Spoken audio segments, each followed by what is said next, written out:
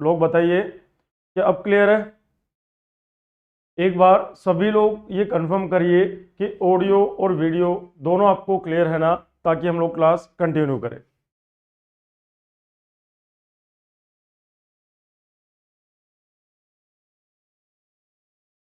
अब कंफर्म करिए, अब शायद आ रहा होगा साउंड। एक बार सभी लोग ये कंफर्म करिए कि ऑडियो और वीडियो दोनों आपको क्लियर है ना। ठीक है, चलिए अब आपको शायद साउंड का इशू नहीं होना चाहिए, क्लियर है सब कुछ। तो चलिए आगे हम लोग बात करें। ध्यान रखिए दोस्तों, हमने आपको क्या समझाया था। आज वाली क्लास वेरी वेरी इंपॉर्टेंट, और आज और कल वाली जो क्लास थी, दोनों क्लास लेने के बाद आपका अर्थमेटिक प्रोग्रेशन का आपका थ्योरी वाला पार्ट कंप्लीट है। फिर हम कुछ एडिशनल क्वेश्चंस की बात करेंगे, तो आपको और अच्छे से चीजें समझ में आ जाएगी।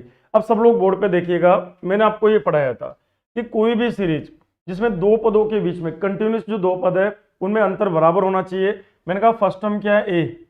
आगे मैंने लिखा एक और टर्म क्या लिखी मैंने, ए प्लस डी। आगे लिखा मैंने एक और टर्म क्या लिख दिया मैंने, ए प्लस 2d। आगे हम बात करें यहाँ पर डी जोड़ दीजिए, इसमें मैंने करा ए प्लस क्या हुआ 3d।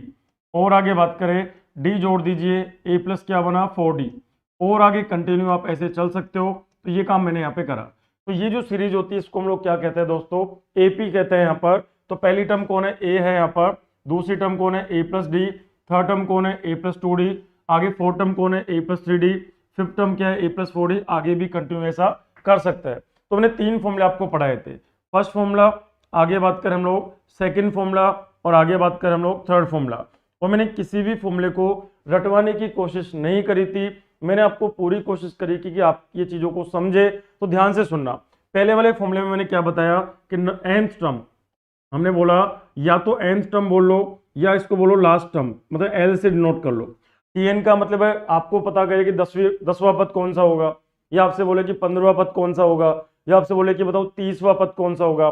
तो nth टर्म की बात कर रहे हैं, या फिर लास्ट टर्म इसको कह लीजिए आप लोग। ये जो फॉर्मूला बनाता वो क्या बनाता, a प्लस क्या करेंगे हम लोग n-1। तो n माइनस क्या करा 1। आगे क्या करेंगे दोस्तों हम लोग d करेंगे। तो ये एक फॉर्मूला तो हमने ये पढ़ाया था। आगे बात करें, यदि मुझे इस पूरी सीरीज का टोटल पता करना हो, n पदों का योग पता करना हो, तो एक फॉर्मूला हमने सम का पढ़ा था। ध्यान रखिए ये nth टर्म की बात हो रही है, या आप इसको लास्ट टर्म भी कह सकते हो। तो आप इस तरीके से कह सकते हो। हमने कहा n की जगह 4 रखो तो चौथा पद आएगा। तो 4 में से एक गया तो 3, तो a प्लस 3d। तो पहला दूसरा तीसरा चौथा, ये चौथा पद आ जाएगा। तो हम बोलेंगे ये तो nth टर्म हो गई। लास्ट में एक और फॉर्मूला हमने बात करी थी, सम की बात करी थी हमने कहा सम की बात करो या योग की बात करो, किसी भी समांतर श्रेणी का योग निकालने का फॉर्मूला क्या होता है। इसको हम इंग्लिश में बात करें तो सम बोलेंगे। यहाँ पर किसी भी समांतर श्रेणी का योग निकालने का फॉर्मूला क्या पढ़ाया था मैंने, n/2।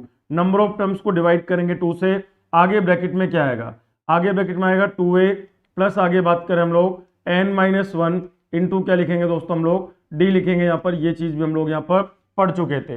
नंबर तीसरी बात करें हम लोग, ध्यान रखिएगा जब हम क्वेश्चन सोल्व करेंगे तो ये सारी बातें आज हमारे काम आएगी। ये योग निकालने का फॉर्मूला है। तो हमने कहा एक फॉर्मूला हमने सम का पढ़ा था।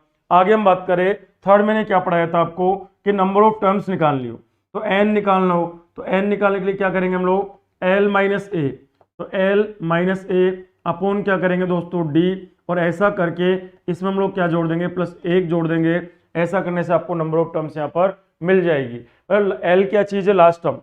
लास्ट वाली टर्म में से a क्या है, फर्स्ट टर्म। तो लास्ट टर्म में से आप फर्स्ट टर्म को सब्ट्रैक्ट करिए, और जो सीरीज का डिफरेंस चल रहा है उस डिफरेंस से डिवाइड करिए और +1 कर दीजिए। ऐसा करने से आपको नंबर ऑफ टर्म्स यहाँ पर मिल जाएगी। ये हमारा थर्ड फॉर्मूला था जिसमें हम नंबर ऑफ टर्म्स की बात कर रहे थे। तो ध्यान रखिए दोस्तों, यहाँ तक की बात आप सबको पता होनी चाहिए। फिर मैंने आगे कुछ और बातें करी थी, लेकिन एक बार के लिए आप इन तीनों को स्क्रीनशॉट ले लीजिए, क्योंकि आज वाली क्लास में यही काम आएगा। समांतर श्रेणी होती क्या है, समांतर श्रेणी वो होती है जिनमें पदों का अंतर क्या चल रहा हो, बराबर चल रहा हो। चलिए और आगे बात करते हैं। अब मेरी बात ध्यान से सुनना। हमने बोला आगे बात करते हैं, मैंने कहा 1, फिर लिखा मैंने 2, फिर लिखा मैंने 3, फिर लिखा मैंने 4, फिर लिखा मैंने 5, फिर लिखा मैंने यहाँ पर 6, फिर लिखा मैंने यहाँ पर 7, फिर लिखा मैंने यहाँ पर 8, फिर लिखा मैंने यहाँ पर 9। आगे मैं चले जा रहा हूँ। कहाँ तक चले जा रहे हो आप, n तक चला जा रहा हूँ मैं। तो पहले बात तो कि ये सारी की सारी क्या दोस्तों नेचुरल नंबर है, इसको हम प्राकृत संख्या कहते हैं। यदि मैं आपसे बोलूं कि ये जो सीरीज आपने लिखी है क्या ये एपी में है, क्या ये समांतर श्रेणी है क्या, तो आप बोलेंगे हाँ सर बिल्कुल समांतर श्रेणी है। देखो क्या कर रहा हूं मैं, ध्यान से सुनिएगा। इन दोनों का जो अंतर है, इन दोनों के बीच में अंतर कितने का है, 1 का। इन दोनों के बीच में अंतर कितने का है, 1 का। इन दोनों के बीच में अंतर कितना है, 1 का। यहाँ पे भी डिफरेंस कितना है, 1 का। यहाँ भी डिफरेंस कितने का है, 1 का। यहाँ पे भी डिफरेंस कितने का है, 1। यहाँ भी डिफरेंस कितने का है, 1। यहाँ भी डिफरेंस कितने का है, 1। तो आप ये कह सकते हो कि ये जो सीरीज है क्या ये एपी में है क्या, तो आप बोलेंगे बिल्कुल सर एपी में है। कहां से कहां तक की बात कर रहा हूं मैं, 1 से लेकर n तक की बात कर रहा हूं। तो ये काम आपने कर दिया। यदि मैं आपको ऐसे बोलूं कि ये जो सीरीज मैंने लिखी हुई है, ये जो 1 से लेकर n तक की सीरीज है ये एपी में है, मैं आपसे 3 बातें पूछ रहा हूं। सबसे पहले एवरेज, सबसे पहले मैंने बोला कि बताइए एवरेज। आगे बात करूं मैं यहाँ पर, एवरेज का मतलब है औसत। एक एक पॉइंट को ध्यान से सुनिएगा। हमने बोला ये क्या चीज है दोस्तों, यहाँ पर औसत। आगे मैं बात करूं, एक मैंने लिखा नंबर ऑफ टर्म्स, एक लिखा मैंने नंबर ऑफ टर्म्स, मैंने यहाँ पे लिख दी नंबर ऑफ टर्म्स। इसका मतलब क्या है, पदों की संख्या। इसका मतलब क्या हुआ दोस्तों, इसका मतलब है पदों की संख्या। तो ये काम भी आपने कर लिया। और आगे बात करते हैं हम लोग, नंबर ऑफ टर्म्स, ये काम आपने कर दिया।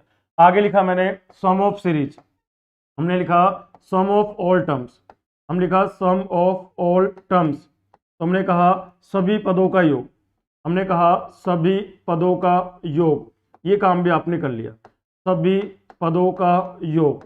ध्यान से देखना, ये फॉर्मूले आपको याद होने चाहिए, लेकिन रटके मत पढ़िए। पहले आप समझिए कि ये फॉर्मूले आए कहाँ से। सबसे पहले बात करो, कल मैंने आपको पढ़ाया था दोस्तों, किसी भी एपी का यदि आपको एवरेज पता करना हो, यदि कोई भी एपी आपको दे दी जाए और उसका एवरेज आपको पता करना हो, तो एवरेज पता करना मैंने कल आपको सिखाया था। कैसे सिखाया था याद करिए। मैंने आपको कहा था फर्स्ट टर्म प्लस क्या करा था, लास्ट टर्म। पहले वाली टर्म को और लास्ट वाली टर्म को जोड़ दीजिए और 2 का भाग लगा दीजिए। तो मैंने क्या पढ़ाया था आपको कि लास्ट टर्म प्लस क्या मैंने किया था आपको, फर्स्ट टर्म, और डिवाइड बाई क्या किया था हमने, 2 किया था। क्या एवरेज ऐसे निकाला था क्या? और हर सीरीज में ये फॉलो नहीं होता है, ये सिर्फ एपी में होता है। कल मैंने आपको डिटेल में पढ़ाया था। यदि आप में से कोई पहली बार ये वीडियो देख रहा है तो कल वाला वीडियो जरूर देखिएगा, ताकि आपको पूरी क्लास समझ में आए। एवरेज निकालने के लिए क्या करते हैं हम लोग दोस्तों, लास्ट वाली जो टर्म है, हमने कहा लास्ट वाली जो टर्म है, और आगे बात करें हम लोग जो फर्स्ट टर्म है, लास्ट वाली टर्म और आगे लिखा मैंने यहाँ पर फर्स्ट टर्म, दोनों की बात कर रहे हैं हम लोग। मैंने आपको ये कल सिखाया था, कई सारे एग्जाम्पल दे के समझाया था कि लास्ट वाली टर्म और फर्स्ट वाली टर्म, अंतिम पद और प्रथम पद दोनों को ऐड कर दो और ऐड करके डिवाइड 2 से कर दो। इन दोनों को ऐड करके डिवाइड किससे कर दो, 2 से कर दो। क्या ऐसा करने से एवरेज आ जाएगा क्या? तो आप बोलेंगे बिल्कुल आ जाएगा। अभी बताओ लास्ट टर्म कितनी है, n। तो हमने कहा लास्ट टर्म तो n है। बताओ फर्स्ट टर्म कितनी है, 1। तो हमने कहा कि प्लस क्या है यहाँ पर 1 है, और नीचे क्या करेंगे, 2 कर देंगे क्या? तो आप मुझे बताइए ये जो निकल कर आया, ये क्या निकल कर आया, औसत निकल कर आया। अच्छा, ये औसत जो है कितने पदों का औसत है? तो ये पहला पद, ये दूसरा पद, ये तीसरा पद, ये चौथा पद, ये 5वां, 6वां, 7वां, 8वां, nवां पद। तो ये n पदों का औसत है। कितने ऑब्जर्वेशन है, n है यहाँ पर। तो हमने कहा पदों की संख्या कितनी है, n है, तो हमने कहा n लिख दिया है यहाँ पर। अब बताओ आप टोटल कैसे निकालते हो? आप बताइए। मैंने आपको कल समझाया था कि मान लो किसी फैमिली में 5 लोग हैं। मान लीजिए कि फैमिली में लोग कितने हैं दोस्तों, 5 लोग हैं, और इन 5 लोगों का औसत 28 साल है। तो आप सुना मेरी बात को, मैंने कहा कि एक परिवार का औसत आयु 28 वर्ष है, एक परिवार की एवरेज 28 ईयर है, और परिवार में लोग कितने हैं, 5 है। तो टोटल कितना हो जाएगा? तो एवरेज कितना, सबसे पहले देखो नंबर ऑफ टर्म्स कितनी है, पदों की संख्या कितनी है, ऑब्जर्वेशन कितना है। तो आप बोलोगे फैमिली में 5 लोग हैं। अच्छा, एवरेज कितना है, 28। एवरेज का मतलब एक समान, 28 28 28 28 एंड 28 कितनी बार आया, 5 बार। तो 28 इंटू 5 क्या 140 आ जाएगा क्या? यहाँ पे एवरेज हमारे पास ये रहा। ये एवरेज किसका एवरेज है, n पदों का एवरेज है। तो टोटल निकालने के लिए क्या दोनों को मल्टीप्लाई कर देंगे क्या? तो आप बताएंगे n, आगे क्या होगा n+1, और डिवाइड बाई क्या 2 आ जाएगा क्या? तो आप बोलेंगे बिल्कुल आ जाएगा। तो ध्यान से रखिए, 1 से लेकर n पदों का योग निकालने का फॉर्मूला ये होता है। ध्यान रखिएगा, 1 से लेकर n पदों का योग यदि आपको निकालना है तो फॉर्मूला क्या होता है, n इंटू n+1/2 होता है। ध्यान रखिएगा, ये आपको याद नहीं रहता है कोई बात नहीं, ये आपको याद नहीं रहता है कोई बात नहीं, लेकिन ये आपको याद रहना चाहिए। सम ऑफ ऑल टर्म्स, 1 से लेकर n तक के पदों का योग जो होता है वो क्या होता है दोस्तों, n into n plus one by two होता है। नंबर सिस्टम में इसको हम पढ़ते हैं और नंबर सिस्टम का ही पार्ट जो है वो अरिथमेटिक प्रोग्रेशन है। एक से लेकर n तक की प्राकृत संख्याओं का योग, sum of natural number from 1 to n। मैं यहाँ पे शॉर्ट में इसको लिख देता हूं, ध्यान से देखिएगा क्या समझाने की कोशिश मैंने करी। तीन फॉर्मूले यहाँ पे बन गए। आगे मैं चौथा नंबर डाल दूं, मैंने लिखा नंबर 4 में लिख देता हूं। नंबर 4 में मैंने क्या लिखा, 1 plus 2 plus 3 plus 4 plus 5 plus, आगे चलते रहो, कहां तक चले हम लोग, n तक। या लैंग्वेज में इसको क्या लिख सकता हूं मैं, लैंग्वेज की बात करें तो मैंने लिखा यहां पर सम ऑफ नेचुरल नंबर, हम लिखा sum of natural number, sum of natural number from, sum of natural number from 1 to n, from 1 to n। ये भी मैं लिख सकता हूं इसको। हिंदी में बात करें हम लोग एक से लेकर n, एक से लेकर n तक की, एक से लेकर n तक की, n तक की प्राकृत संख्याओं का योग। नोट्स बना लेना आप लोग, ये 6-7 पॉइंट है। हमने कहा एक से लेकर n तक की प्राकृत संख्याओं का योग, प्राकृत संख्याओं का योग जो होता है, प्राकृत संख्याओं का योग क्या होता है, अभी भी हम पढ़ के आए आपको कि एक से लेकर n तक की जो प्राकृत संख्या होती है उसका फॉर्मूला क्या होता है, योग निकालने का फॉर्मूला। तब बोलोगे n, आगे बात करेंगे n प्लस 1 अपॉन नीचे क्या करेंगे दोस्तों 2 कर देंगे। याद रखिएगा, वेरी वेरी इंपॉर्टेंट। चलो आगे की बात करते हैं। हमने कहा 1 2 3 और इसको मैंने 4 नाम दे दिया। आगे बात करें, ये चार चीज आप अपने दिमाग में बिल्कुल बिठा लीजिए अच्छे से कि किसी भी एपी के nवा पद निकालना है तो tn हो गया, अंतिम पद निकालना है तो ये फॉर्मूला लगाएंगे। हमने कहा sm सम का बात करें ये फॉर्मूला लगाएंगे। हमने कहा नंबर ऑफ टर्म्स निकालनी है ये वाला फॉर्मूला लगाएंगे। एक से लेकर n तक की जो नंबर ऑफ टर्म्स है 1 2 3 4 5 n तक, इनका यदि योग निकालना है तो आप ये वाला फॉर्मूला यूज यहाँ पर कर सकते हो। आगे बात करते हैं, अगली बात करें। अच्छा, अगली बात समझने से पहले एक और बात आप समझिएगा। मैंने आपको एलजेब्रा के अंदर एक फॉर्मूला पढ़ाया था, याद करिए। मैंने लिखा, ध्यान से सुनना, मैंने लिखा सबसे पहले कौन आता है 1, फिर कौन आएगा 2, फिर कौन आएगा 3, फिर कौन आएगा 4, फिर कौन आएगा 5, फिर कौन आएगा 6, फिर कौन आएगा 7, फिर कौन आएगा 8, आगे चलते रहो। लास्ट में n तक की बात कर रहा हूं तो लास्ट में कौन आएगा n। 8 से पहले कौन है 1 कम 7, 7 से पहले 1 कम 6, 6 से पहले 1 कम 5, तो n से पहले क्या होगा 1 कम, क्या आएगा n-1 आएगा क्या। आगे बताओ, इससे पहले कौन आएगा, इसमें 1 कम और कर दो, क्या n-2 आएगा क्या। और आगे बात करो, इससे पहले कौन आएगा तो 1 कम कर दो, n-3 आएगा क्या। तो ये जो सीरीज है क्या वो ऐसी ही बनेगी। तो मैंने कहा ये एपी है क्या, तो आप बोलेंगे हाँ सर बिल्कुल एपी है। तो हमने कहा एपी की बात हो गई। अब आप याद करिए एलजेब्रा का एक फॉर्मूला, याद करिए एलजेब्रा का एक फॉर्मूला, ध्यान से सुनना इस बात को। मैंने आपको ये पढ़ाया था कि a की पावर 3 माइनस मैंने लिखा b की पावर 3। आप एलजेब्रा की क्लास देखिए, और नहीं भी आपने देखी हो तो ये तो आप 9th क्लास में भी पढ़ते थे, 10th क्लास में भी पढ़ते थे, और हर कॉम्पिटिशन की तैयारी करने वाले बच्चों को ये पता होना चाहिए कि a cube minus b cube कितना होता है। तो क्या होता है दोस्तों, ध्यान से सुनिएगा, a cube minus b cube क्या होगा, a माइनस बी, हमने बोला a माइनस क्या होगा b, आगे क्या होगा a स्क्वायर, तो a स्क्वायर प्लस मैंने क्या लिखा b स्क्वायर, तो हमने कहा b स्क्वायर प्लस क्या होगा ab, तो हमने लिखा यहाँ पर ab। ध्यान रखिए ये एलजेब्रा का एक फॉर्मूला आज हम काम में लेने जा रहे हैं। ध्यान से सुनना कैसे काम में लेंगे इसको। हमने बोला a cube minus b cube, ध्यान रखिएगा a cube minus b cube का फॉर्मूला आप सभी को आता होगा। ये फॉर्मूला आपने यहाँ पे लिख दिया, a cube minus b cube, ये हमारा 5वां नंबर का पॉइंट है।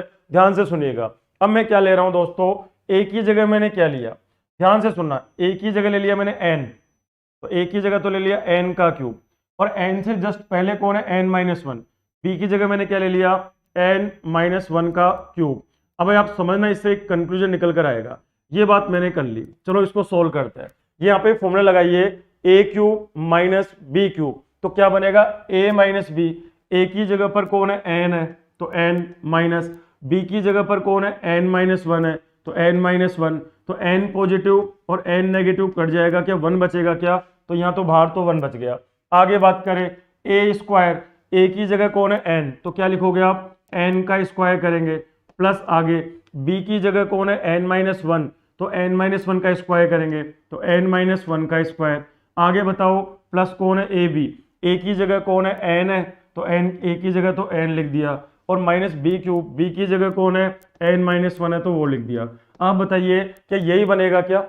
जब आप इसको ए क्यूब माइनस बी क्यूब के फॉर्मूले से ओपन करोगे तो क्या बनेगा a माइनस बी, और a माइनस बी का वैल्यू तो 1 हो जाएगा। क्यों?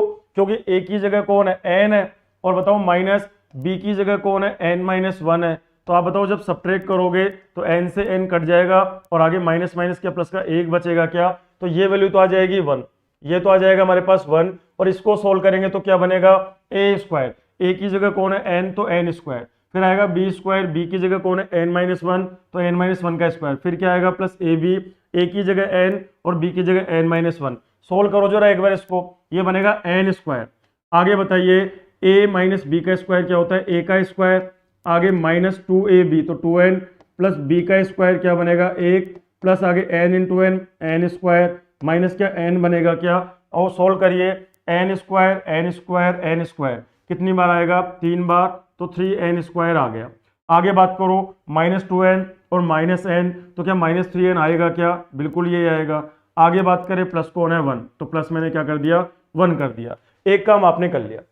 और आगे बात करते हैं, अब यहां से शुरुआत करो, हमने करा n माइनस वन का क्यूब, सुनिएगा ध्यान से, n माइनस वन का cube minus n minus one से पहले कौन आएगा n माइनस टू, तो यहां लिख दिया मैंने n माइनस टू का क्यूब। चलो जरा इसको भी सोल्व करिए आप देखना यहाँ पे और इसमें फर्क क्या है, ये n में एक कम n माइनस वन और n माइनस वन में एक कम n माइनस टू, तो यहाँ पे n आया था, अब n की जगह क्या आ जाएगा n माइनस वन आ जाएगा। तो चलो क्या करें फॉर्मूले में 3, आगे बताइए n को रिप्लेस किससे कर दोगे n माइनस वन से, तो n माइनस वन का क्यूब माइनस 3, n को रिप्लेस करेंगे n माइनस वन से और प्लस क्या 1 आ जाएगा क्या, तो आप बोलेंगे बिल्कुल आ जाएगा। अब शुरुआत करो n माइनस टू से, तो हमने कहा n माइनस टू और इस पूरे का क्या है क्यूब, आगे माइनस इसमें एक कम कर दो क्या बनेगा n माइनस थ्री का क्या बनेगा क्यूब, बराबर क्या बनेगा, पहले n था अब n माइनस वन हो गया, अब n माइनस टू हो जाएगा तो क्या बनेगा 3, आगे मैंने करा n माइनस टू का क्या बनेगा क्यूब, आगे माइनस ये कौन है 3, n की जगह कौन है यहाँ पर n माइनस टू, आगे क्या प्लस 1 बनेगा क्या, तो आप बनेगा बिल्कुल ये बनेगा। ऐसा आप करते चले जाइए, ऐसा आप करते चले जाइए, ऐसा हम करते जा रहे हैं और हम यहाँ तक आ गए। आगे मैंने क्या करा लास्ट में, जब आप ऐसे करते जाओगे n से रिवर्स में आ रहे हो आप, तो लास्ट में जाके 3 2 1 पर आ जाएंगे, तो 3 पे आता है। अब क्या करेंगे हम लोग 3 का क्यूब, तो हमने लिखा 3 का क्यूब माइनस 3 में एक कम करो कितना बनेगा 2, तो हम लिखा 2 का क्यूब, तो यही बनेगा फॉर्मूला। तो वापस से क्या करेंगे, अब n की जगह 3 हो गया तो यहाँ पे क्या करेंगे 3 और n की जगह 3 लिख दो, तो 3 की पावर क्या आएगा 2 आएगा, माइनस 3 n की जगह पर क्या आएगा 3 आएगा, तो हमने करा 3 प्लस क्या हुआ यहाँ पर 1 आ गया। अब बताओ अब 3 के बाद नंबर किसका आएगा 2 का, तो हम लिखा 2 का क्यूब और 2 से पहले कौन आएगा 1, तो हम लिखा 1 का क्यूब, आगे बराबर चले हम लोग। अब की बार n की जगह कौन आ गया 2, तो यहाँ पे n की जगह 2 रख दो, क्या बनेगा 3, आगे बताइए क्या बनेगा 2 की पावर 2 माइनस 3 क्या बनेगा यहाँ पर 2 और प्लस क्या 1 बनेगा क्या, आप बोलेंगे बिल्कुल यही बनेगा। अब बताओ 3 2 के बाद में क्या आएगा 1, तो हमने करा 1 का क्यूब माइनस 1 में कम करो क्या बनेगा 0, तो 0 का क्यूब बराबर, अब n की जगह कौन आ गया 1, तो क्या करेंगे 3, आगे लिखेंगे 1 की पावर 2 माइनस क्या करेंगे 3 और क्या करेंगे 1 प्लस क्या करेंगे यहाँ पर 1, ये बनेगा। यदि मैं कहूँ कि इन सबको ऐड कर दो, मैंने कहा इन सबको क्या कर दीजिए दोस्तों ऐड कर दीजिए, मैंने कहा जितनी भी इक्वेशन बनी है ना इन सबको आप एक बार ऐड कर दीजिए। तो ध्यान से सुनना दोस्तों, ऐड करने पे क्या बनेगा, तो ऐड करने पे आप ध्यान से सुनना, ये माइनस का 1 का क्यूब प्लस का 1 का क्यूब कैंसिल हो जाएगा, ये 2 का क्यूब माइनस में 2 का क्यूब प्लस में कैंसिल हो जाएगा, ये 3 का क्यूब प्लस में ऊपर 3 का क्यूब माइनस में कट हो जाएगा, आगे ये नेगेटिव और ये पॉजिटिव कट जाएगा, ये नेगेटिव आगे पॉजिटिव आएगा कट जाएगा, ये नेगेटिव और ये पॉजिटिव क्या कट जाएगा क्या, तो बताओ लेफ्ट हैंड साइड में क्या बचा, सिर्फ और सिर्फ n क्यूब बचा है यहाँ पर और 0 का क्यूब तो 0 ही होगा, तो आप बताओ लेफ्ट हैंड साइड में क्या बचा, तो आप बोलेंगे लेफ्ट हैंड साइड में तो n का क्यूब बचा, तो ये तो लेफ्ट हैंड साइड की बात होगी। ऐड कर रहा हूं मैं इन सबको, तो ऐड करा तो ये n क्यूब बन गया। इधर चलो यहाँ पे 3 3 3 3 3 और 3 सब में कॉमन आ रहा है, तो 3 मैंने कॉमन ले लिया, 3 कॉमन लेने के बाद में ध्यान से सुनना, यहाँ पे 3 कॉमन लिया तो 1 स्क्वायर 2 स्क्वायर 3 स्क्वायर फिर n माइनस, तो क्या बना यहाँ पर तो यहाँ ब्रैकेट में क्या बनेगा, तो ब्रैकेट में क्या बनेगा ध्यान से सुनना, 1 का स्क्वायर प्लस 2 का स्क्वायर प्लस 3 का स्क्वायर प्लस आगे चलते चलते प्लस n-1 का स्क्वायर और प्लस क्या बना है यहाँ पर n स्क्वायर। क्या यही बनेगा क्या? आप आराम से देख के बताइए कि राइट हैंड साइड में एक टर्म तो क्या ऐसी बन जाएगी क्या? तो आप बोलेंगे हाँ सर बिल्कुल एक टर्म तो ऐसी बन जाएगी। ध्यान रखिएगा लेफ्ट हैंड साइड में तो सब कट के n क्यूब बना, इधर बन गया 3 कॉमन आ गया, तो 3 कॉमन लेने के बाद में 1 square 2 square 3 square 4 square n-2 n-1 n का स्क्वायर, यही तो बनेगा। और देखो आगे -3 -3 -3 -3 -3 कॉमन आ रहा है, तो -3 मैंने कॉमन ले लिया, तो -3 मैंने कॉमन ले लिया। -3 कॉमन लेने के बाद क्या बनेगा राइट हैंड साइड में 1 2 3 4 5 6 n तक बनेगा। तो हमने कहा 1 प्लस क्या बना 2 प्लस क्या बना 3 प्लस लास्ट में कहाँ तक बनेगा दोस्तों, क्या n तक बन जाएगा क्या? तो आप बोलेंगे बिल्कुल बन जाएगा। चलो और क्या बनेगा 1 + 1 + 1 + 1 + 1 + 1 + 1 कितनी बार 1 2 3 4 5 n तक बनेगा। तो 1 + 1 + n बार करोगे तो क्या लास्ट में n आ जाएगा क्या? तो आप बोलेंगे बिल्कुल n आ जाएगा। चलो इसको सोल्व करते हैं हम लोग, ध्यान से सुनना। जब आप इसको सोल्व करेंगे तो ये कौन है दोस्तों n³, ऐसे कैसे लिख दो इसको, ये बनेगा n³ बराबर ये क्या बना 3, तो हमने कहा 3। आगे बताओ ये क्या बना ब्रैकेट में क्या बच रहा है, ब्रैकेट में बन रहा है 1 का स्क्वायर प्लस क्या बनेगा 2 का स्क्वायर प्लस क्या बनेगा 3 का स्क्वायर। और आगे बात करें लास्ट में चलते चलते क्या बना यहाँ पर n का स्क्वायर, ये बन रहा है क्या? आप बोलेंगे बिल्कुल ये बन रहा है। और बताओ ये चीज निकालना मैंने सिखा दिया था क्या आपको? ये वाली जो चीज है ये हम अभी भी पढ़ के आ रहे हैं, 1 से लेकर n तक का योग, तो यहाँ वैल्यू रख दो इसकी, तो ये कौन है -3, तो हमने कहा -3। आगे बताओ इसका वैल्यू क्या होगा n इंटू क्या बनेगा n+1 अपॉन क्या 2 बनेगा, क्या पढ़ा के आया हूँ अभी भी। आगे बताओ प्लस कौन है यहाँ पर n, तो ये काम आपने कर दिया। इसको छोड़ दो और बाकी सबको इधर लेके आ जाओ, तो देखो क्या बनेगा सुनना। अब अगला स्टेप में ये बनेगा n³। आगे ये नेगेटिव वाली वैल्यू जब इधर आएगी तो पॉजिटिव बन जाएगा, तो ये बनेगा प्लस क्या बनेगा 3, तो हमने कहा 3n इंटू क्या बना n+1, यही बना। और नीचे कौन है दोस्तों यहाँ पर 2 है, तो ये आ गया इधर। ये n जब इधर आएगा तो माइनस में आएगा, तो माइनस में लिखा मैंने n बराबर। अब इधर कौन रह गया, इधर बन गया क्या क्या हमारे पास, एक तो 3 बना, एक तो बच गया 3, और क्या बच गया ध्यान से सुनना, और बचा 1 का स्क्वायर, तो 1 का स्क्वायर प्लस बना 2 का स्क्वायर प्लस बना 3 का स्क्वायर प्लस आगे चलते हुए क्या बन गया यहाँ पर, ये बन गया दोस्तों n² बन गया। ये काम आपने कर लिया। आगे अब यहाँ पे 2 एलसीएम ले लो, और 2 एलसीएम लेंगे तो क्या बनेगा सुनना। यहाँ पे मैंने एलसीएम ले लिया 2, यहाँ पे आपने एलसीएम, यहाँ तो नीचे कुछ भी नहीं 1 लगा लो, यहाँ भी नीचे कुछ भी नहीं 1 लगा लो, तो 2 आ जाएगा यहाँ पर। अतः यहाँ पे क्या बन जाएगा 2n³, तो 2n³ प्लस आगे n इंटू n n², तो ये बनेगा 3n²। आगे 3n को 1 से मल्टीप्लाई करा तो प्लस बनेगा 3n, और माइनस क्या 2n बनेगा क्या, वो आगे यही बनेगा। इस 3 को लेके आ जाओ इधर, ये जो 3 है यहाँ पर, इस 3 को इधर लेके आ जाओ, तो इंटू मैंने 3 कर दिया।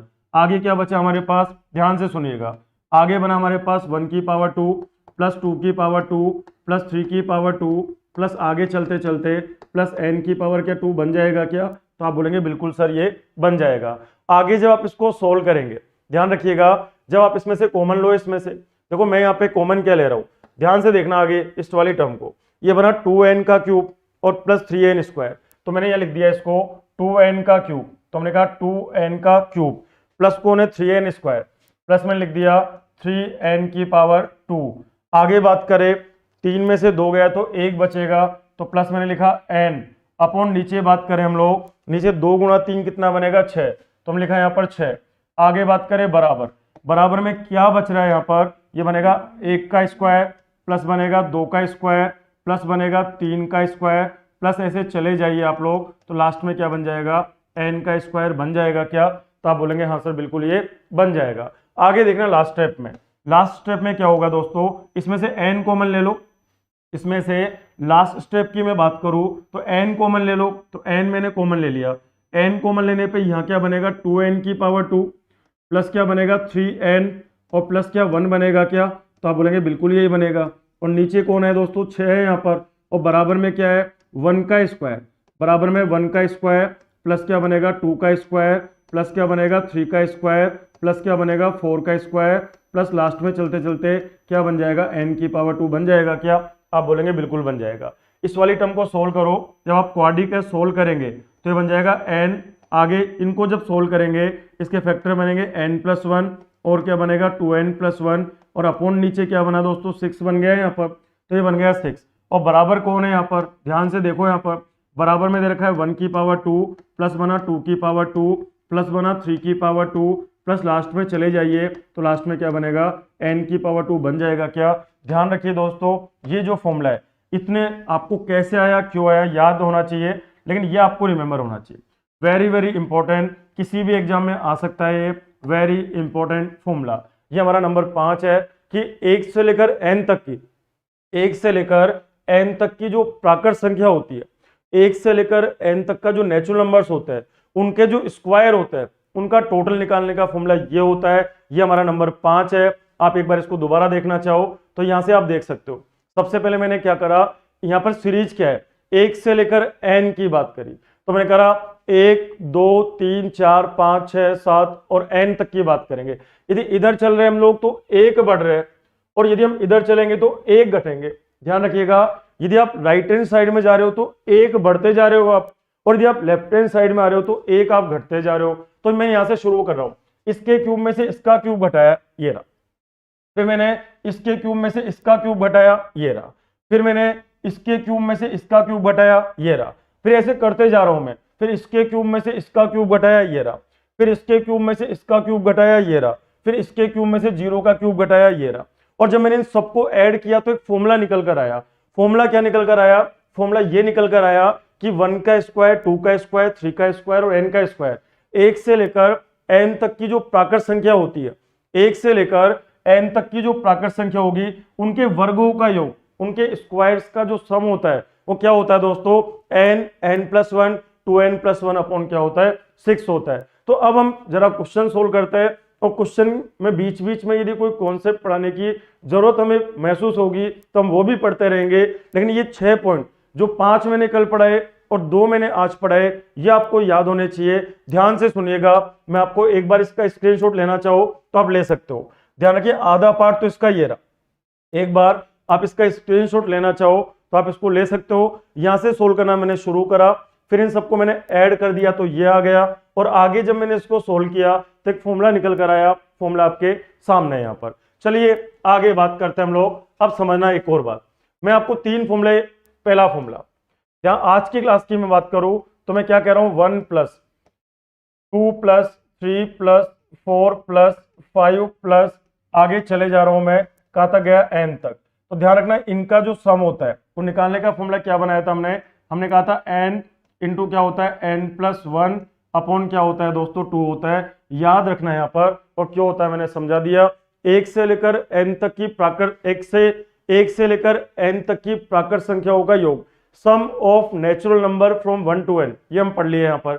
आगे बात करें नंबर 2 में मैंने क्या लिखा 1 की पावर 2, 2 की पावर 2, 3 की पावर 2, आगे 4 की पावर 2, आगे मैं बात करूं ऐसे चलते जाइए आप लोग, लास्ट में लिखा n की पावर 2। तो ध्यान से देखना 1 से लेकर n तक की प्राकृत संख्याओं के वर्गों का योग, अब की बार स्क्वायर कर दिया सबका। ये फॉर्मूला अभी भी मैंने डिराइव करा, ये फॉर्मूला हमने अभी भी बनाया। फॉर्मूला क्या बनेगा, आगे बना n, आगे n+1, आगे क्या बना 2n+1 अपॉन क्या नीचे 6 बन जाएगा क्या, तो नीचे मैंने क्या लिख दिया दोस्तों 6 लिख दिया। ये आप याद करिएगा। इसी में एक फॉर्मूला और बनता है नंबर 3, आप उसको पावर 4 की मदद से प्रूव कर सकते हो। स्क्वायर वाला प्रूव होता है क्यूब से, स्क्वायर वाला प्रूव होता है क्यूब से, और क्यूब वाला प्रूव होता है पावर 4 से। तो ध्यान रखिएगा हम लोग क्या लिखेंगे 1 की पावर 3 प्लस लिखेंगे 2 की पावर 3 प्लस लिखेंगे 3 की पावर 3 प्लस आगे चलते चलते हम लिख दिया n की पावर 3। तो ध्यान रखिए दोस्तों ये जो फॉर्मूला होता है, ये फॉर्मूला क्या होता है, हम लिखेंगे n, आगे n+1 अपॉन नीचे क्या बनेगा 2 बनेगा, और इस पूरे का क्या कर देते हैं हम लोग स्क्वायर कर देंगे, तो आपको अपना आंसर यहाँ पर मिल जाएगा। तो ये 3 फॉर्मूले आपको अपने दिमाग में चिपका लेने हैं, आप अपने इन चीजों को याद रखना। पहली बात तो ये 1 से लेकर n तक की प्राकृत संख्याओं का योग, sum of natural number from 1 to n आपको पता होना चाहिए। 1 से लेकर n तक की प्राकृत संख्याओं के वर्गों का योग। मैंने आपको समझाया फॉर्मूला कैसे बनता है। बाकी आपको नहीं पता कैसे बनता है कोई बात नहीं, हमें नहीं जरूरत पड़ेगी उसकी, लेकिन आपको ये फॉर्मूला याद होना चाहिए कि फॉर्मूला, और जब आप एक दो बार अपने आप से निकाल लेते हो ना तो चीजें याद हो जाती है। इसलिए मैंने आपको बताया कि 1 से लेकर n तक की प्राकृत संख्या के वर्गों का योग तो ये होता है। आगे मैं बात करूं 1 से लेकर n तक की प्राकृत संख्या के घनों का योग, क्यूब का सम, ये होता है। तो ये फॉर्मूला, ये पहला फॉर्मूला, ये दूसरा फॉर्मूला और ये तीसरा फॉर्मूला। ध्यान रखना ये सीरीज एपी में होती है। हमने कहा पहले वाली बात करूं मैं तो ये एपी में है, बिल्कुल एपी में है। ये दूसरे की मैं बात करूं ये एपी में बिल्कुल नहीं है, ये एपी में नहीं है। यदि मैं तीसरे की बात करूं तो ये भी एपी में नहीं है। यदि एपी में होती तो मैं इतनी मेहनत थोड़ी करता, डायरेक्टली बता देता, एवरेज निकालता और नंबर ऑफ टर्म से मल्टीप्लाई कर देता। लेकिन यहाँ पे देखो 1 का स्क्वायर तो 1 होता है, 2 का स्क्वायर 4 होता है, 3 का स्क्वायर 9 होता है, तो इन दोनों का अंतर तो 3 है और इन दोनों का अंतर 5 है, तो एपी हो ही नहीं सकती है। तो ये भी एपी नहीं है, ये भी एपी नहीं है, लेकिन ये वाली एपी है। लेकिन एपी के साथ साथ आप ये फॉर्मूले भी याद करो, क्योंकि नंबर सिस्टम में मैंने इनको पढ़ाया नहीं था आपको, तो आप इसको यहाँ पूरा कर सकते हो। ये एपी में यहाँ पर नहीं होगी, ये एपी में यहाँ पर नहीं है, ये वाली सीरीज भी एपी में नहीं है, लेकिन ये वाली सीरीज यहाँ पर एपी में है। ध्यान रखिएगा ये 3 फॉर्मूले आपको याद होने चाहिए। इसका एक स्क्रीनशॉट आप ले लीजिएगा कि 1 से लेकर n तक की प्राकृत संख्याओं का योग बना कैसे, मैंने बता दिया। 1 से लेकर n तक की प्राकृत संख्या के वर्गों का योग बना कैसे, मैंने आपको बता दिया।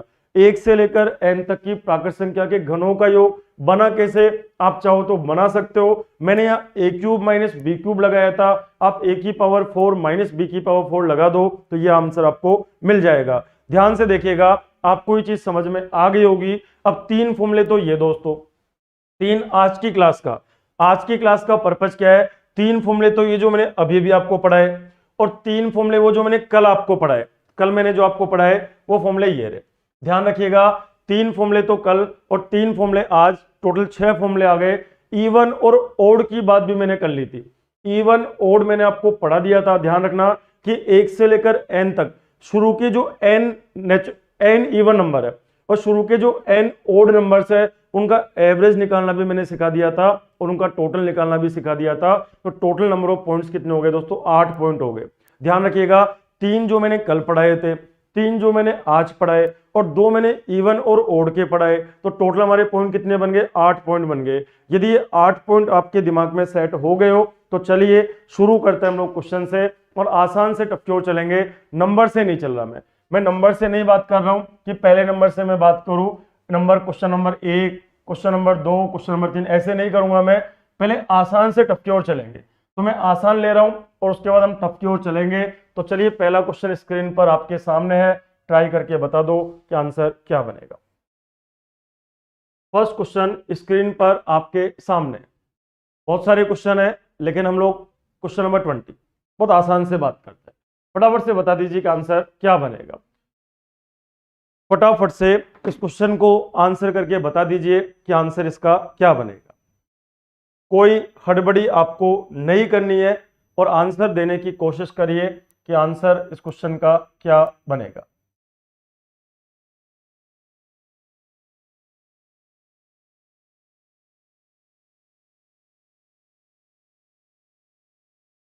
देखते हैं कौन किसका आंसर आ रहा है। सर प्लीज एलिगेशन मिक्सचर का टोटल टाइप एक ही पीडीएफ में ऐड।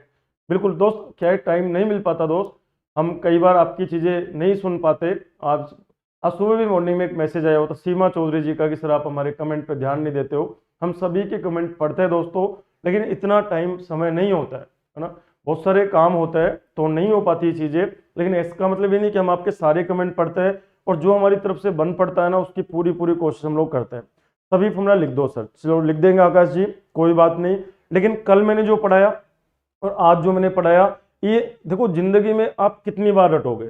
इससे अच्छा है कि 1 घंटा कल और 1 घंटे आज, 2 घंटे क्लास को ढंग से समझ लो, 2-3 बार लिख के प्रैक्टिस कर लो तो टंडा खत्म उसका बार बार। अदरवाइज क्या होगा, अब बार बार कभी उसको फिर रट रहे हो, एग्जाम सेंटर के बाहर रट रहे हो। अरे मत रटो, आप चीज़ों को एक बार अच्छे से समझ लीजिए, 4 से 5 बार अपने आप से कर लीजिए। आपके सामने, आपके पास हमेशा के लिए वो चीज़ अपने मेमोरी में क्या हो जाएगी, फीड हो जाएगी। आपको किसी ने नहीं कहा था कि फलानी चीज़ याद करिए, आप यदि पर्टिकुलर किसी भी धर्म से हो, यदि मैं आपको बोलूं कि मेरे को किसी ने नहीं कहा कि गायत्री मंत्र याद करो, मेरे को किसी ने नहीं कहा कि हनुमान चालीसा याद करो, फिर क्यों याद है? क्योंकि उसकी प्रैक्टिस करी है हमने। तो आप इनकी भी प्रैक्टिस करिए, आप चीजें रटिए मत, आप इनकी प्रैक्टिस करिए। आप देखोगे कि यार वाकई ये चीज बड़ी आसान है। कितनी लोड करोगे दिमाग में, छोटा सा दिमाग है उसमें कितनी सारी चीजें स्टोर करोगे। तो मत करिए, आप चीजों को समझिए, समझने से चीजें ऑटोमेटिक आपका क्या हो जाएगा, स्कोर हो जाएगा। चलिए आगे बात करते हैं। आंसर कुछ आया नहीं इसका, ध्यान से सुनिएगा। ये आपको दे रखा है, आप ध्यान से मेरी बात सुनना। आपको गिवन क्या है दोस्तों, 1 + 2 + 3 + 4 प्लस, अब कितने पद है नहीं पता, आगे लास्ट में एन लगा दिया इन्हें। अब कितने भी हो, इनका योग 66 है, इनका योग कितना दोस्तों 66 है। तो पहले तो एन का मान पता कर सकते हो क्या? मैंने आपको बताया था कि ऐसे कितने पद होंगे जिनको जोड़े तो 66 आ जाए। तो 1 से लेकर एन तक की प्राकृत संख्याओं का योग क्या मैंने सिखा रखा है क्या आपको? आप बोलेंगे बिल्कुल सिखा रखा है। क्या सिखाया था मैंने, ध्यान से सुनना। मैंने बताया था एन, आगे में लिखा n+1 अपॉन नीचे क्या 2 आएगा क्या दोस्तों? तो आगे बात करें बराबर क्या बना यहाँ पर 66 बन जाएगा। तो मैंने कहा 66 कर दिया। आगे बात करते हैं हम लोग, ये बनेगा n, आगे बात करें ये बना n+1 बराबर क्या बनेगा यहाँ पर 66 × 2 क्या 132 बन जाएगा क्या? तो 66 इंटू क्या कर दिया मैंने 2 कर दिया। ये काम आपने कर दिया। तो ये कह रहा है कि n का मान निकालो पहले तो। अब क्वाड्रिक बनाने से अच्छा है कि आप ये देखो 66 11 का फैक्टर है, तो आप n का मान 11 लेके देखो, 11 और 11 और एक कितना बना यहाँ पे 12 बन गया। क्या 11 × 12 करने से ये आ जाता है क्या? बिल्कुल आ जाता है। तो हमें कह सकते हैं जब आप इसको सोल्व करेंगे तो क्या n का मान यहाँ से 11 आ जाएगा क्या? तो आप बोलेंगे बिल्कुल सर n का मान 11 आ जाएगा। तो n का वैल्यू आपने निकाल लिया, n का वैल्यू आपने यहाँ पे फाइंड आउट कर लिया।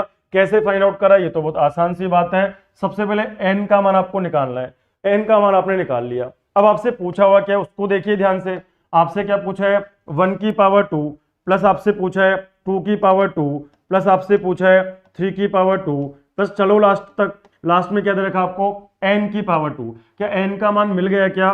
तो n का मान मिल गया 11, तो 11 की पावर 2 आ जाएगा हमारे पास। ध्यान रखना n का वैल्यू आपको मिल चुका है यहाँ पर। क्या बताओ ये हमने पढ़ा है क्या? अभी 1 से लेकर n तक की प्राकृत संख्याओं के वर्गों का योग मैंने पढ़ा रखा है आपको। क्या फॉर्मूला है हमारा n, आगे बताइए n प्लस क्या है 1, आगे बताइए 2n प्लस क्या है यहाँ पर 1 और नीचे क्या 6 आएगा क्या? तो आप बोलेंगे बिल्कुल 6 आएगा। ये बताओ n की जगह 11 आ गया अब तो 11 रख दो यहाँ पर, सोल्व करिए इसको। तो क्या बनेगा, n की जगह लिखा 11 इंटू 11 और एक कितना बनेगा 12, तो हमने करा 12, 11 दूना कितना बनता है 22, 22 और एक कितना बनता है 23 और नीचे क्या 6 आएगा क्या? तो आप बोलेंगे बिल्कुल सर यहाँ पर 6 आ जाएगा। उम्मीद है आप चीजें समझ पा रहे होंगे। सोल्व करते हैं इसको, 6 एकम 6। आगे जब आप इसको सोल्व करेंगे दोस्तों तो बनेगा 6 एकम 6, ये बनेगा 6 दूनी 12, 11 गुणा 2 होता है 22 और 23। तो आप बताओ क्या बचेगा यहाँ पर 23 इंटू के 22 आ जाएगा क्या? 22 गुणा 3 होता है 66 का 6, कैरी 6 बनेगा, 22 दूना होता है 44 और 6 क्या 50 बनेगा क्या? तो हम बोलेंगे हाँ सर बिल्कुल, अपना जो आंसर बनेगा वो आंसर 506 आ जाएगा। तो हम कह सकते हैं अपना जो आंसर बनेगा वो आंसर कितना बनेगा दोस्तों 506 बन जाएगा। उम्मीद है ये चीज आपको समझ में आ गई होगी। यस और नो बोलते चलिए। क्या मैं जो आपको समझाना चाह रहा हूं आप समझ तो पा रहे हो ना यहाँ पर कि 1 से लेकर n तक की प्राकृत संख्याओं का योग और 1 से लेकर n तक की प्राकृत संख्या के वर्गों का योग। आपको सर ये 11 कहाँ गया है तो n दे रखा है। अरे भाई n का मान निकाल लिया ना, तो ये आपने स्क्वायर वाला फॉर्मूला यूज करिए और यहाँ पे आप विदाउट स्क्वायर वाला फॉर्मूला यूज करिए। तो 1 से लेकर n तक की प्राकृत संख्याओं का योग और 1 से लेकर n तक की प्राकृत संख्याओं के वर्गों का योग। उम्मीद है ये चीज आप समझ गए होंगे। चलिए अगले क्वेश्चन की बात करते हैं, आगे चले। आगे मैंने फिर कहा आपको कि मैं नंबर से नहीं करवा रहा हूं, मैं आसान से टफ की ओर चलूंगा। तो पहले आप ये क्वेश्चन करिए और कल मैं एपी वाला पोर्शन हमारा पूरा करवा देंगे। कल हमारा एपी वाला पार्ट पूरा हो जाएगा।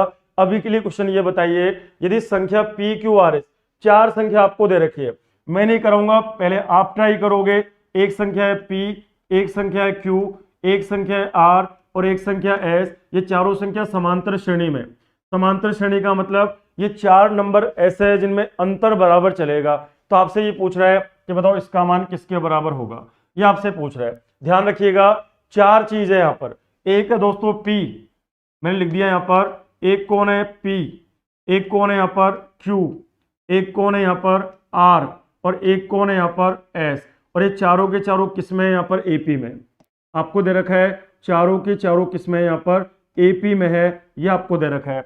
और आपसे क्या पूछा है क्वेश्चन में, पी माइनस, हमने कहा पी माइनस, क्या लिखा मैंने 3Q, आगे प्लस कौन है यहाँ पर 6R, माइनस कौन है यहाँ पर S, ये मान आपसे पूछा हुआ है। आंसर बता दीजिए कि आंसर क्या बनेगा, फटाफट बताइए, फटाफट से बताइए इसका आंसर। PQRS समांतर श्रेणी में, तब P minus 3Q plus 6R minus S का मान कितना होगा, ये आपसे पूछा हुआ है। आप इसको बेसिक से भी कर सकते हो और आप इसको कुछ वैल्यू भी एज्यूम कर सकते हो, आप कैसे भी करके बता दो। आंसर बताइए कि आंसर क्या बनेगा। चार टर्म आपको दे रखी है, P, Q, R और S, चारों के चारों किसमें समांतर श्रेणी में। आपसे क्या पूछा है, इसका मान आपसे पूछा हुआ है। आंसर बताइए, आंसर क्या बनेगा। अजय जी कह रहे हैं गुड मॉर्निंग, तो very very good morning Ajay ji. आगे बात करें, 9 बोल रहे हो आप में से कई लोग। चलिए चेक करते हैं, ध्यान से सुनना मेरी बात। यदि P को मैं एक बार A मान लूं, यदि मैं एक बार P को क्या मान लूं, A मान लूं, भाई जी AP में है ना, यहाँ पर मैं बेसिक से कर रहा हूँ, एग्जाम में नहीं करना है ऐसा। मैंने कहा ये A है, इसको मैंने कह दिया, क्या मैं इसको A प्लस डी कह सकता हूँ क्या, आप कहोगे बिल्कुल कह सकते हैं, A प्लस डी। इसको मैं क्या कह दूँ, A plus 2D, A plus 2D कह दिया मैंने इसको। इसको मैंने क्या कह दिया, इसको मैंने A प्लस 3D कह दिया।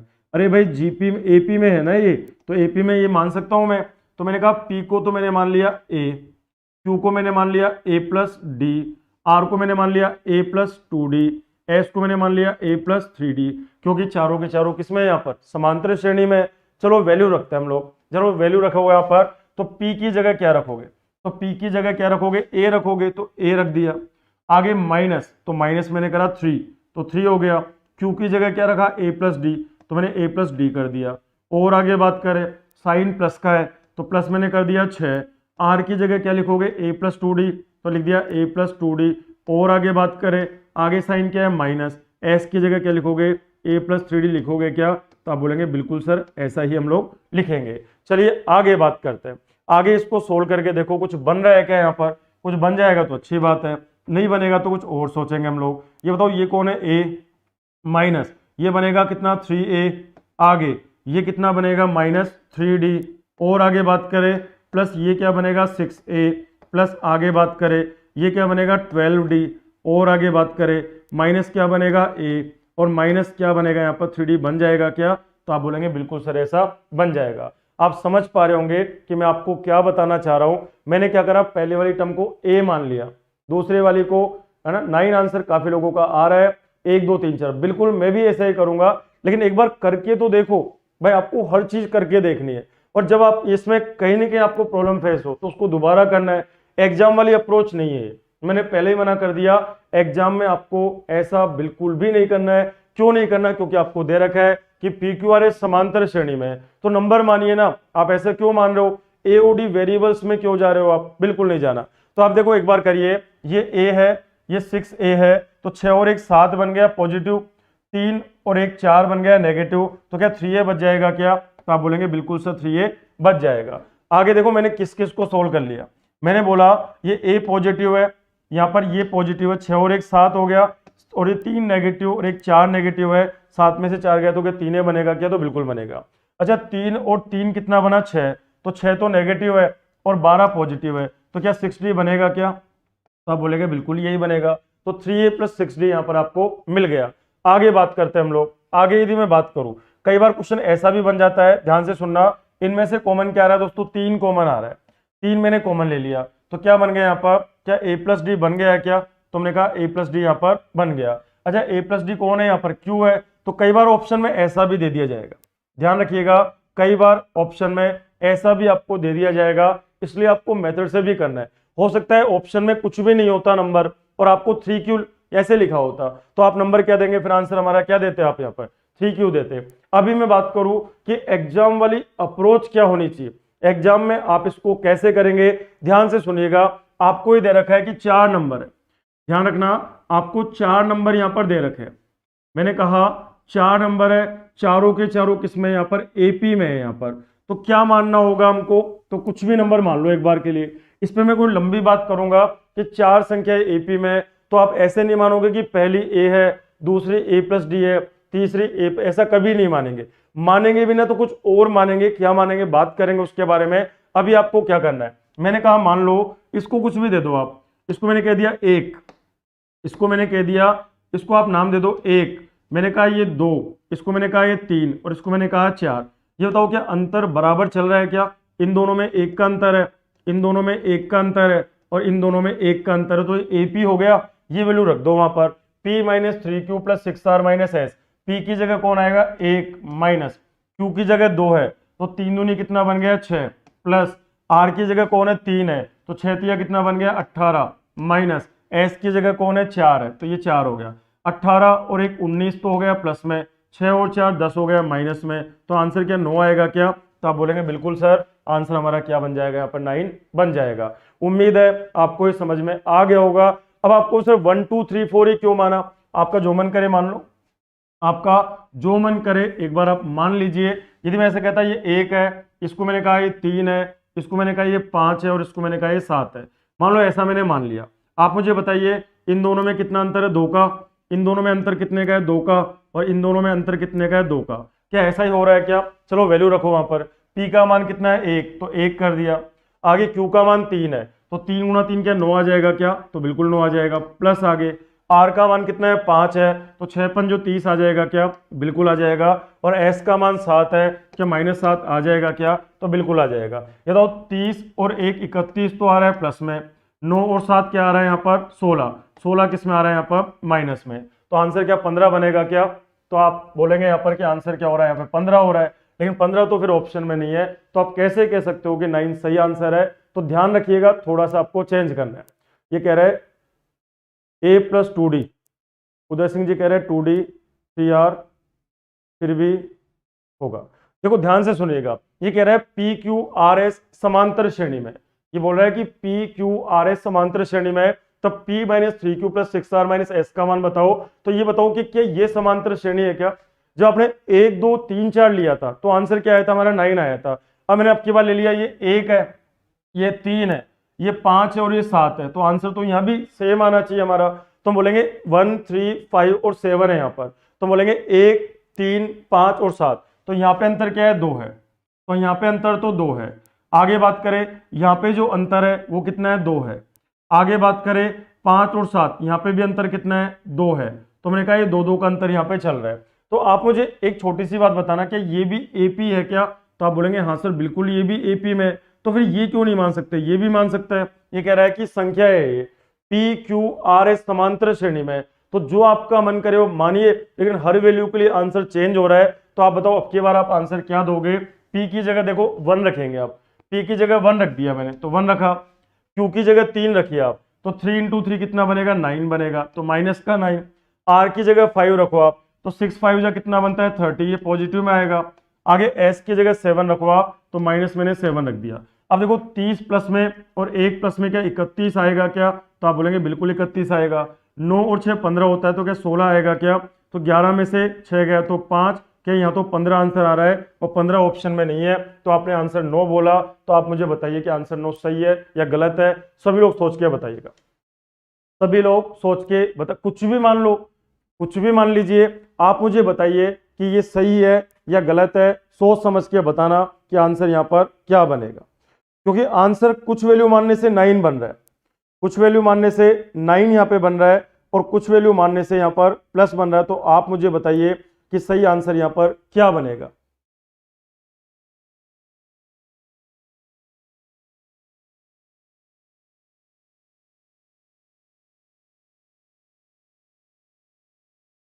इसमें थोड़ा सा आप एक करेक्शन करना, देखो अभी के लिए तो इसका आंसर 9 भी आ रहा है 15 भी आ रहा है, तो गलत है यहाँ पर। इसको आई थिंक क्वेश्चन देखो इंग्लिश में, देखो इंग्लिश में भी गलत है। थोड़ा सा आप इसमें करेक्शन करिए। करेक्शन क्या करोगे, ये क्वेश्चन गलत है देखा जाए तो, हाँ उस फॉर्म के अंदर बनाया जा सकता है कि 3Q वाले फॉर्म में।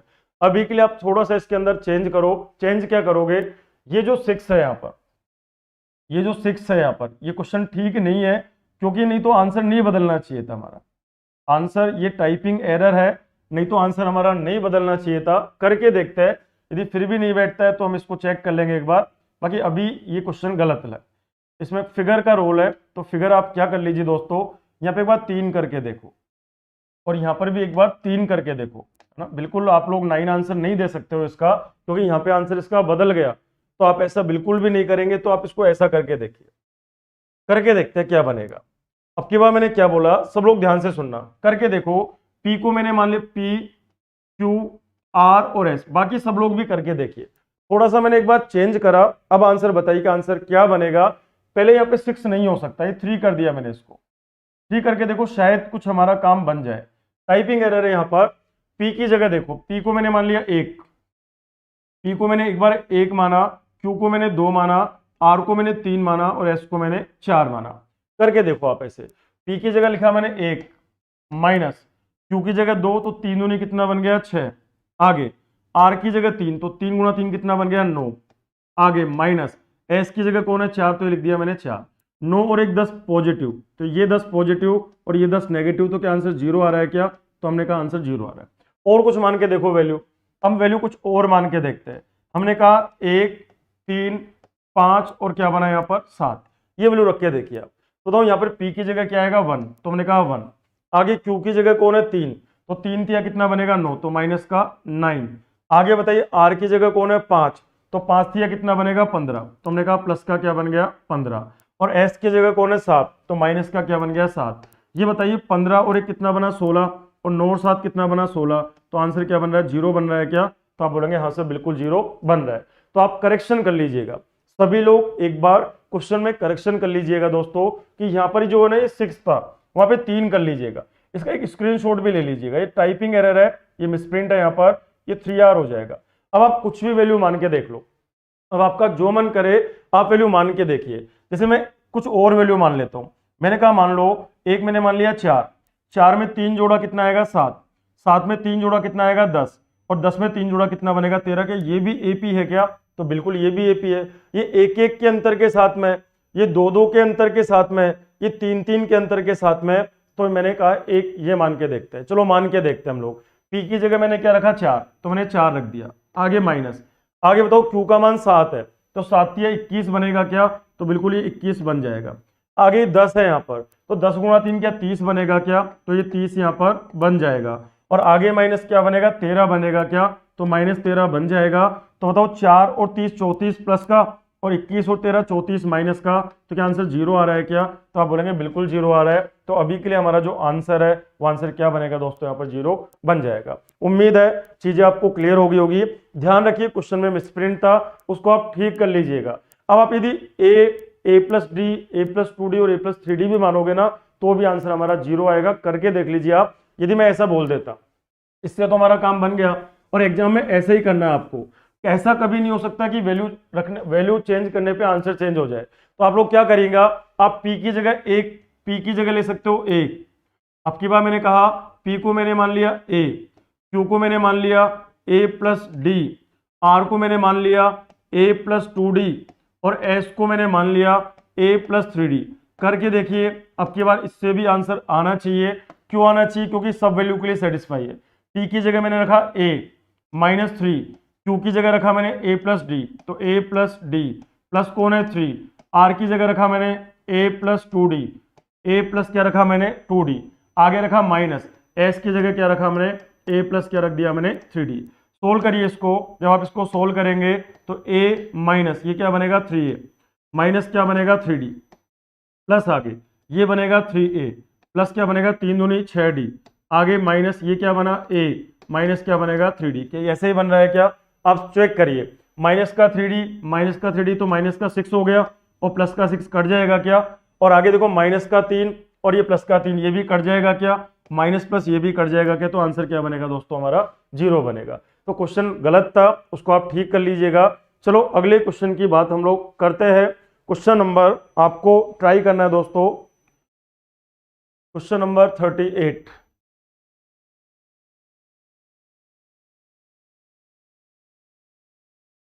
ट्राई करके बताइए आंसर क्या बनेगा। अच्छा क्वेश्चन है, अच्छा क्वेश्चन है। A B C D E समांतर श्रेणी में, तो ई माइनस सी का मान बताइए। तो ई माइनस सी का मान बताइए, देखते हैं आप में से कौन इसका आंसर सही देता है। बिल्कुल ऐसा ही क्वेश्चन था, ऑप्शन आपके सामने है ए बी सी और डी। आपको क्या रखा है, एक कौन है दोस्तों ए, एक कौन है बी, एक कोण है सी, एक कोण है डी, एक कोण है ई और एक कोण है एफ। ये सारे के सारे किसमें है? समांतर श्रेणी, ई एफ समांतर श्रेणी में। आपको किसका मान पता करना है? ई माइनस सी का मान पता करना है। कुछ भी मान लो एक बार, आप कुछ भी मान के काम करिए और आंसर बताइए कि आंसर क्या बनेगा। देखो करके देखते हैं इसको, कुछ मान के देखते हैं एक बार। हमने कहा ये 1, ये 2, ये 3, ये 4, ये 5 और ये 6 मान लिया हमने।